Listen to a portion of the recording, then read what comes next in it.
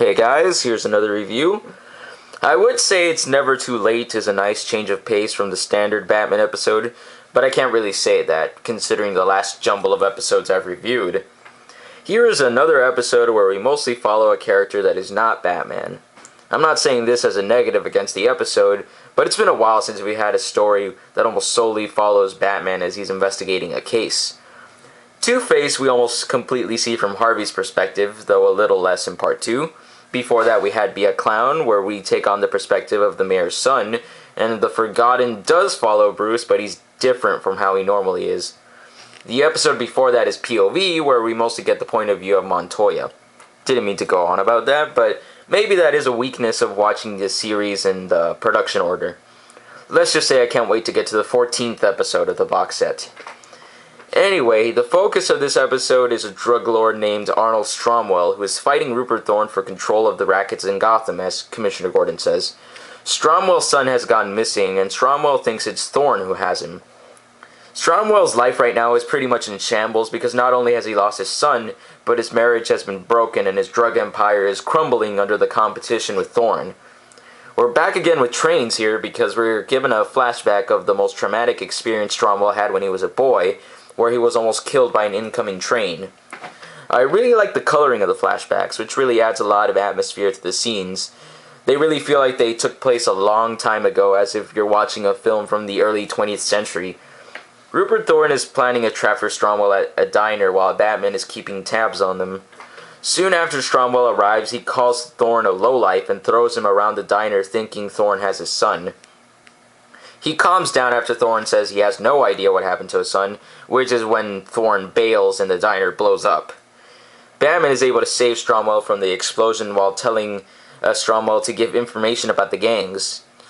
Stromwell seems like a man who might be willing to change, but he still wants to be the top criminal in Gotham, even though he can see that it's ruining his life. The people around him that are not part of his gang do genuinely want to help him give up the life of a gangster.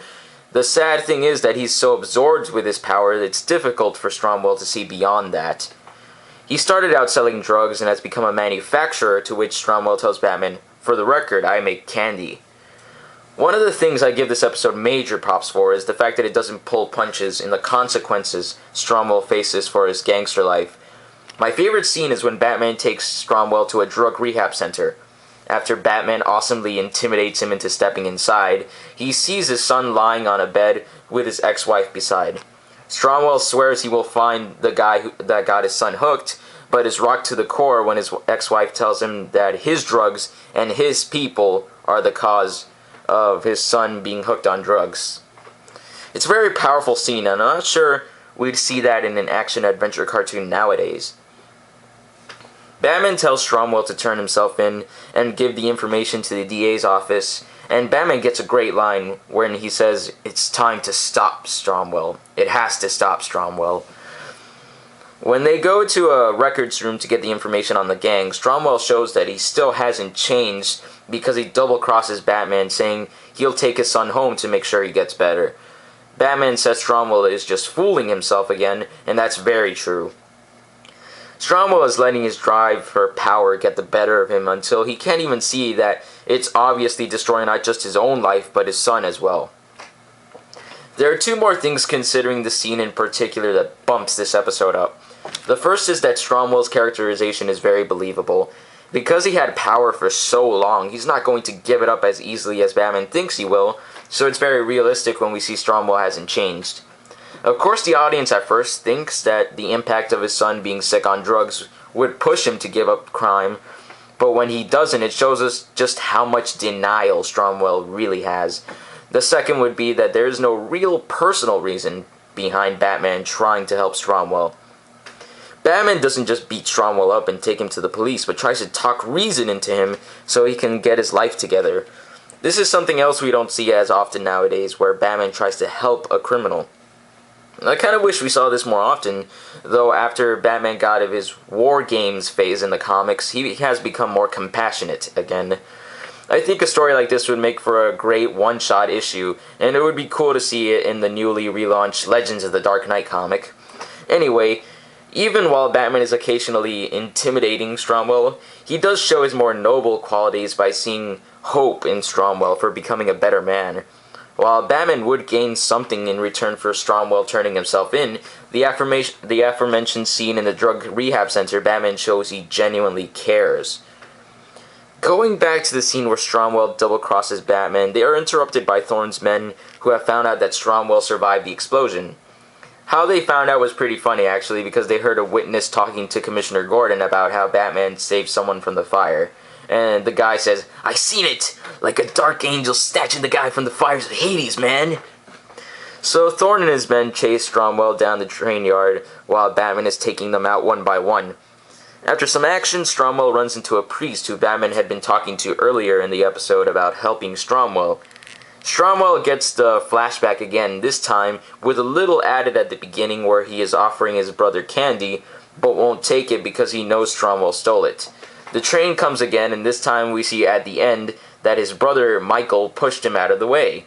Back in the present, we see that the priest is Michael, who makes a final plea to Arnold to give up the life. It turns out that Michael lost one of his legs that day, which is a nice touch that adds more sadness to Stromwell. It's a touching scene where Stromwell hugs his brother, agreeing to turn himself in at last. However, I will admit I chuckled slightly while Stromwell is crying out, "Michael! Michael!" while they were hugging. I guess I'm just insensitive. The evolution of Stromwell getting to this point is very well done, and makes for an optimistic end to an overall somber episode. The animation in this episode looks very good, with the drawing and motion of the characters being as excellent as On the Wings. Batman himself looks absolutely fantastic, as he's mostly a silhouette here because of his cape, but the coloring is very well done because the black and the blue of the cape has a great contrast that is not as prominent in other episodes of the series. Eugene Roche gave a very sincere performance as Arnold Stromwell. Kevin Conroy is interesting this episode because he doesn't sound quite as good as he normally does. Don't get me wrong, he still sounds like the perfect Batman voice, but his voice sounds weaker here. I saw an interview where Kevin Conroy said that after a month or so of playing the character, it started to affect his voice. He then started to work on some techniques to strengthen the quality of the voice again. I think he recorded this episode when doing the Batman voice was taking a toll on his vocal quality. That being said, this is the only episode where I can recall that I truly noticed that Kevin Conroy's voice was a little too scratchy or weak or not loud enough. Overall, this episode is an excellent character study of one of the top gangsters in Gotham, and we even get insight into Batman's characterization. But will probably not be an episode you'll go back to rewatch much. I give It's Never Too Late a very solid 4 out of 5. The gangster tone of this episode is very well executed, and I can't think of anything wrong with the story, except maybe the flashbacks could have been reworked slightly so we're not basically seeing the same thing twice. I mean, it could be the same flashback, but maybe it could have been shown from us in a different perspective kind of thing. So it feels a little less like a clip thing.